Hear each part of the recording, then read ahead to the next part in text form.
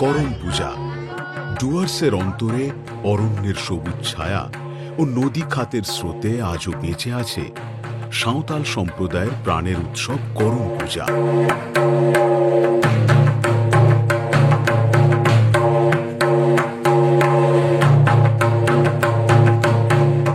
ভাদ্র মাসের শুক্ল একাদশীর রাতে যখন ফসলের ক্ষেত সবুজে ভরে ওঠে, তখন প্রকৃতির শক্তিকে কৃতজ্ঞতা জানাতে সমৃদ্ধি ও প্রাচুর্যের প্রার্থনায় গোটা জনপদ মেতে ওঠে এই উৎসবের আবহে।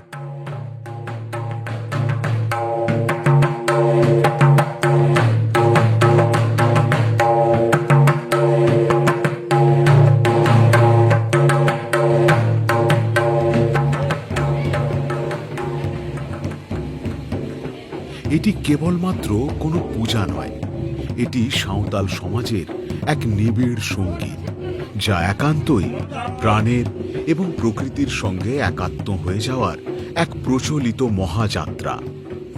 করম পূজার জন্ম বহু যুগ আগে, যখন এই অঞ্চলের মানুষেরা প্রথম কৃষিকাজ শুরু করেছিল। সেই সময় থেকেই তারা করম দেবতাকে মান্য করে, যিনি যৌবন, শক্তি, উর্বরতা এবং সমৃদ্ধির প্রতীক। প্রচলিত লোককথা অনুযায়ী জানা যায় যে একদা এই অঞ্চলে 7 ভাইয়ের ঔদ্ধত্যে করম গাছ নদীতে ভেসে গেলে গ্রামে নেমে আসে চরম দুর্ভিক্ষ। তারপরেই এই অঞ্চলের কৃষিজীবী মানুষেরা শুরু করেন করম দেবতার উপাসনা, যার মাধ্যমেই তারা ফিরে পান মহামারীর পর নতুন ফসলের আশীর্বাদ। ভাদ্র মাসের শুক্ল একাদশীর আগেই গ্রামের তরুণীরা মাটির ছোট ছোট হাঁড়িতে করে বুনে রাখে ধান, গম বা মুগ জাতীয় নানা শস্য বীজ। এগুলিকে স্থানীয় ভাষায় বলা হয় জাওয়া। 7 দিন ধরে প্রকৃতির সংস্পর্শে যা পরম স্নেহে অঙ্কুরিত হয়ে ওঠে, যেন নতুন জন্মের প্রতীক। এমনটাই এই অঞ্চলের প্রচলিত বিশ্বাস।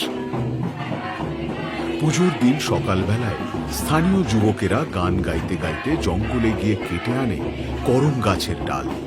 সেই ডাল গোবর, দুধ, সিঁদুর ও ফুল দিয়ে সাজিয়ে তুলে রাখা হয় গ্রামের প্রত্যেক বাড়ির উঠোনে। সূর্য অস্ত গেলে শুরু হয় গানের আসর, করম নাচ। তরুণ তরুণীরা একে অপরের হাত ধরে চক্রাকারে শুরু করে নাচ, বাজে ঢোল, মাদল ইত্যাদি। করম দেবতার স্তবগান ও সাঁওতালি লোকসঙ্গীতে উৎসব মেতে ওঠে।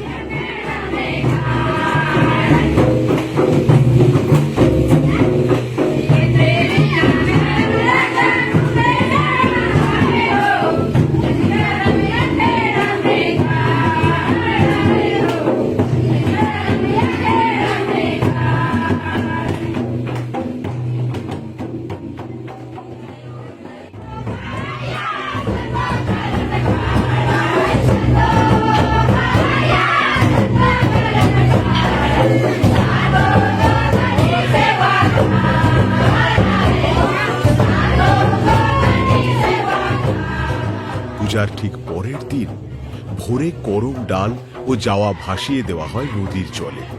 দেবতা তখন ফিরে যান প্রকৃতির কোলে, আর মানুষ ফিরে পায় নবজীবনের আশ্বাস। যদি কখনো আপনারা উত্তরবঙ্গের অরণ্য জীবনকে জানা ও চেনার পরিকল্পনা করেন, তবে করম পূজার সময় ডুয়ার্স হয়ে উঠতে পারে আপনার জন্য এক অবিস্মরণীয় গন্তব্যস্থল।